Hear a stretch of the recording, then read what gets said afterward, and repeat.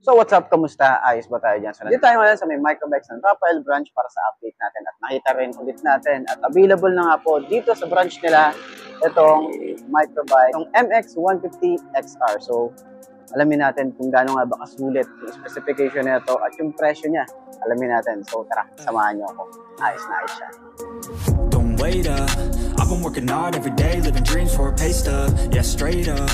5 years later, like I said, I would make it on my way up. It's all love, coming from the nation, made a foundation, true stuff, yeah, too tough.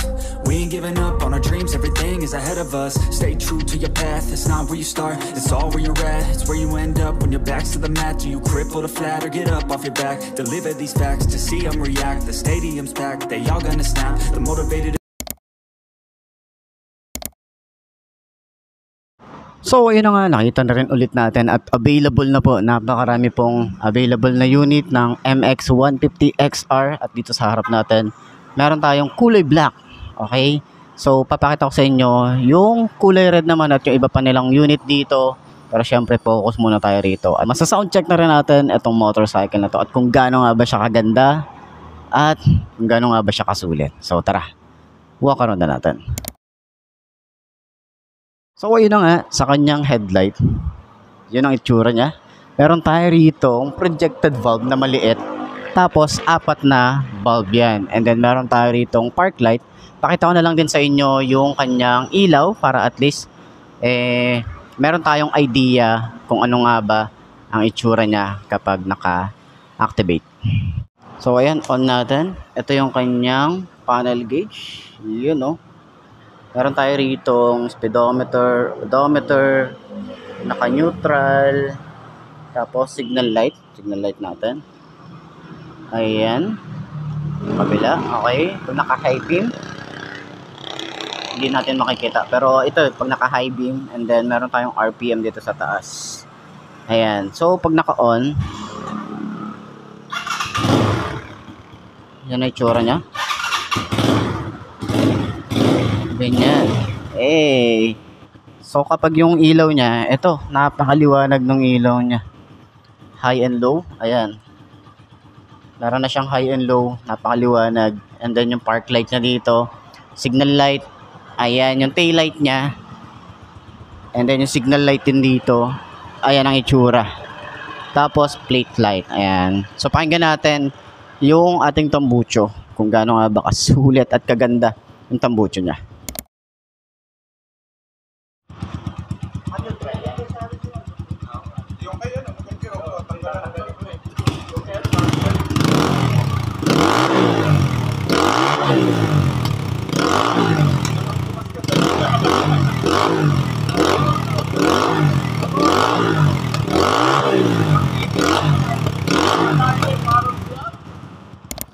So ayan, balik tayo rito sa kanyang, dito sa kulay black, okay?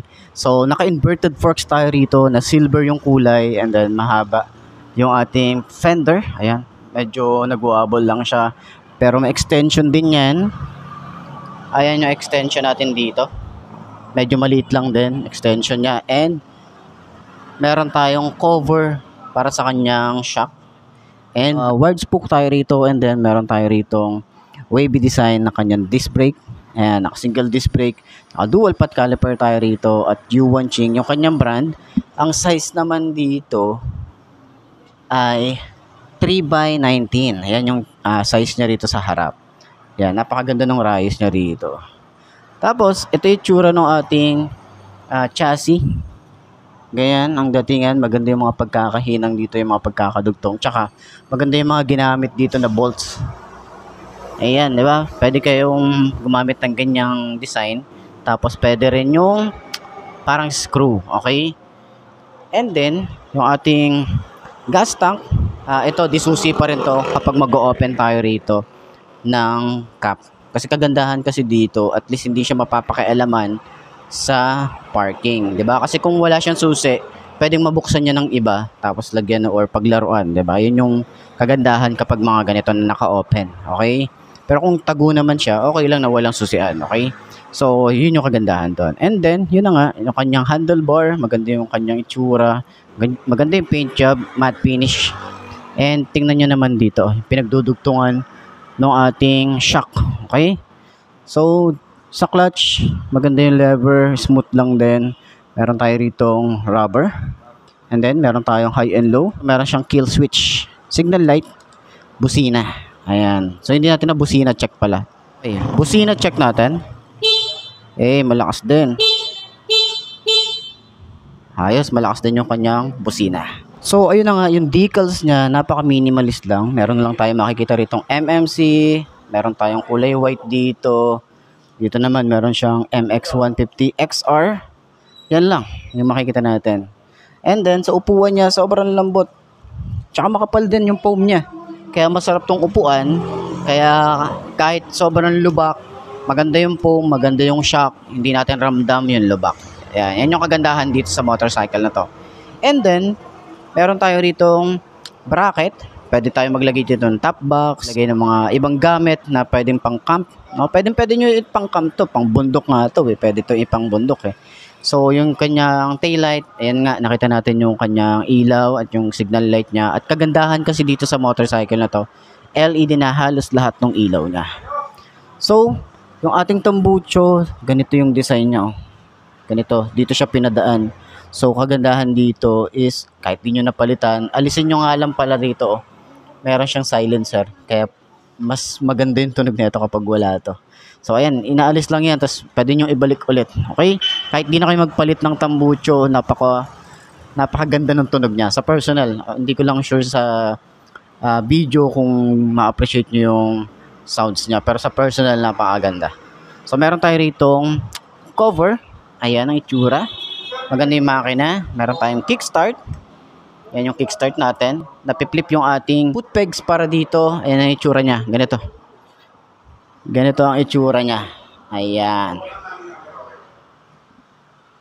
So, meron tayo ritong MMC na naka-emboss. And then, yung ating rear brake pedal. Ayan, medyo matigas lang to kasi bago. Tsaka maganda yung design niya rito kasi meron siya mga parang patulis na design. Foot pegs para sa angkas, pwede tayo mag-angkas dito. Kung gusto nyo lang naman, mag-angkas. Pero kung ayaw nyo, pwede rin naman tong tanggalin. Ayan, yung iba kasi talaga hindi nag-aangkas pag ito yung gamit. And then, naka-mono shock tayo rito at adjustable naman siya. Napakaganda rin ng shock niya kasi ang laki ng shock na ito. Then, swing arm, maganda yung tsura, maganda yung paint job, tsaka ang linis ng datingan dito. Naka-single disc brake din tayo rito at naka-single pad caliper. At yung size nito ay 3.5 by 16. Ayan. So, yung tires niya ready na talaga pang off-road. Overhead cam nga pala ang isang to. And then, maganda yung kanyang itsura ng makina. Ayan. So, ito nga pala ay 5-speed. Ang gear position nito or gear shift nito ay 1 down, 4 up. Ayan. So, naka-single head shifter. Maganda yung foot pegs. At kailangan nyo nga pala rito ng paddock stand kung lilinisin nyo yung chain kasi wala siyang center stand. Meron tayo rito chain cover and then malaki yung sprocket and meron tayo rito parang chain guard or para hindi lang siya tumalon yung ating chain. Ayan. So, ganyan kaganda. Okay? At kanyang kasulit yung motorcycle na to. So, ayan, sakyan natin itong motorcycle na to. Para sa 5 to na kagaya ko, upuan na natin yan. Ay, siya. Won't stop till I'm free. I won't stop till I'm free. I won't stop, no. I won't let go. I won't drop, no. And I won't let go. I won't stop, no.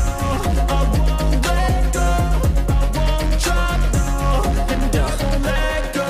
It's automatic. I'm always getting after it. If you ain't working, I don't understand what's happening. There's not enough time just to be imagining. You gotta take some action towards practicing. I know it's not easy, but you. So, yun na nga, sakyan natin itong MX150 XR ng microbike. So, aking height ay 5'2". So, tingnan natin kung abot natin. So, ayan. Okay. Tatayo natin. Yun, oh. So, sobrang tingkaya tayo rito, pero napakagaan. Napakagaan ng kanyang weight, no, itong motorcycle na to. Ayan. So, sobrang tingkayan, siguro mas okay kung nakaboots tayo rito, pero abot natin yan. Ayan, di tayo hirap po. Napakagaan. Smooth lang ng kanyang shock dito sa likod, lalo dito sa harap. Ayan o, ano nyo? Diba? Astig. So, ayan, sa turning radius niya, okay, malawak din naman siya. Saktuhan lang kapag mag-U-turn ka. Okay? Sobrang smooth lang din. Ayan. Ganda. Tapos ang lambot pa ng upuan. Sabi, ito talaga yung mga masarap pang trail. Mga ganito. Ayan. So, ayan, para sa lahat ng mga gustong kumuha ng ganitong motorcycle, pwede silang kontakin sa kanilang contact number dyan sa screen nyo para at least rekta na kayo na mag-inquire sa branch na to. Okay? And then, sa Facebook page, pwede rin. Follow nyo na rin sila para at least pwede nyo silang i-message. And pwede nyo rin ako i-message sa aking Facebook page para at least ma-assist ko kayo dito sa branch nila. So, sa tingin nyo, ayos na ayos ba ang kanyang looks para sa inyo? At ito na ba ang hinahanap ng motorcycle? Ayos yan, di ba? So, ayun na mga best, no? Sa mga nagtatanong kung magkano nga ba ang ganitong motorcycle, ito ay nagkakahaligaan ng 60,000 kapag kinuha nyo ng cash. Kapag kinuha nyo naman ng hulugan, ipapakita ko na lang din dyan sa screen nyo kung magkano nga ba yung down payment and yung terms nila.